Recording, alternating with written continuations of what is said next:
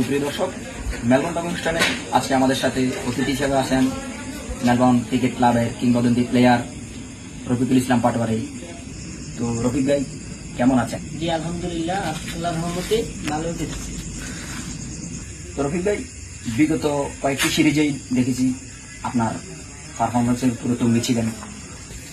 ক্যারিয়ারের পুরো শেষের দিকে এসেও আপনার এই পারফরমেন্স আসলেও আমাদের ভক্তদের মধ্যেই অনেক উচ্ছ্বসিত সবাই আপনার এই পারফরমেন্স দেখে। তো আসলে এই পারফরমেন্সের পিছনে মূল রহস্যটা কি? আসলে প্রতিটি সাফল্যের পিছনে কিছু পরিশ্রম থাকে। আমি অনেক পরিশ্রম করছি, নেট প্র্যাকটিস করছি, যার কারণে হয়তো আল্লাহ মিলিয়ে দিছে।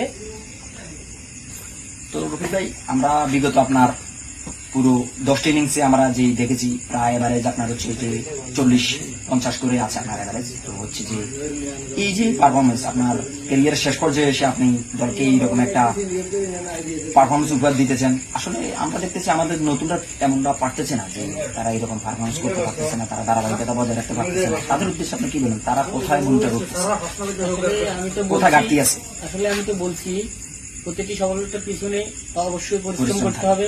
নেট প্র্যাকটিসদের আসলে ঘাটতিটা কোথায় আমরা এটাই জানতে চাইতেছি, যে আপনাদের মতো যারা আপনারা কিংবদন্তি আছেন তারা ভালোই পারফরমেন্স দিয়ে গিয়েছেন, আসলে নতুনরা আসলে তাদের ঘাটতিটা কোথায়? তারা দেখা যায় যে খেলে কিন্তু মন দিয়ে খেলে না, বা পরিশ্রম ওইভাবে পরিশ্রম করে না, যার কারণে তারা একটু পিছিয়ে রয়েছে। তারা যদি পরিশ্রম দেয়, মন দিয়ে খেলে, খেলাধুলা করে, তাহলে অবশ্যই তারা কিছু করতে পারে, সামনে এগিয়ে যেতে পারে। অবশ্যই। তো রফিক ভাই, শুরুতে আসলে আপনার ক্যারিয়ারে যখন সূচনা লগ্নে 12 সালের দিকে আমরা দেখতাম আপনি হচ্ছেন যে বোলিং অলরাউন্ডার হিসেবে দলে যোগ দিয়েছেন, বাট লাস্ট 4-5 বছর হচ্ছে আপনি আর কি ব্যাটিং অলরাউন্ডারে যোগ দিয়েছেন বা ব্যাটিং নিয়ে মুখ করেছেন। আসলে মূলত কারণটা কি ওইভাবে, যে ব্যাটিং থেকে ভালো একজন বলার ছিলেন কিন্তু দলের ঠিক ওই পজিশন থেকে কিভাবে আবার এটাকে ব্যাটিং? আসলে আপনারা হয়তো জানেন, আমি বিগত 3-4 বছর আগে একটু ইঞ্জুরি হয়েছি। ইঞ্জুরি হওয়ার কাদের কারণে ইঞ্জুরি? যেটা হ্যাঁ, কাদের ইঞ্জুরি হয়েছি, যার কারণে ডাক্তারের পরামর্শ কারণে আমি বোলিং মোড থেকে সরে গেছি, আর ব্যাটিং এ একটু ফোকাস দিচ্ছি। ব্যাটিং প্র্যাকটিসে ইয়ে হয়েছি, যার কারণে হয়তো এরকম ভালো কিছু করার ইয়ে। তো রফিক ভাই, আসলে এই মুহূর্তে এসে আপনার পুরো ক্যারিয়ারের শেষ মুহূর্তে যে বিদায় নেওয়ার পরে অবসর ঘোষণা, আপনি রিটায়ারমেন্টের ঘোষণা দিয়েছেন, তো এক যুগের বেশি সময় পার করে ফেলেছেন। আসলে পুরো পথ চলাটা কেমন ছিল যদি এক কথা বলতেন?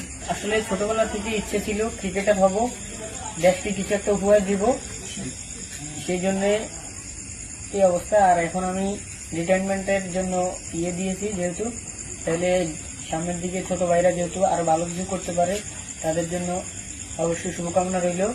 আর তারা যত অনেক ভালো সামনের দিকে এগিয়ে যেতে পারে, ভালো কিছু করতে পারে, সেই কামনাও করছি। ঠিক। তো রফিক ভাই, আসলে বিদায়ও একটা কষ্টের বিষয়। আপনি দলকে এক ভালো একটা অবস্থানে দিয়ে গিয়েছেন, আপনি থাকা অবস্থায় দলকে যে পরিমাণ সাপোর্ট দিয়েছেন, আসলে এখনকার তরুণদের মধ্যে সেটা আসলে তারা এখনো হাল ধরতে পারেনি। তো আপনার এই বিদায় লগ্নে আসলে জাতি অনেকটা আসলে স্তম্ভিত।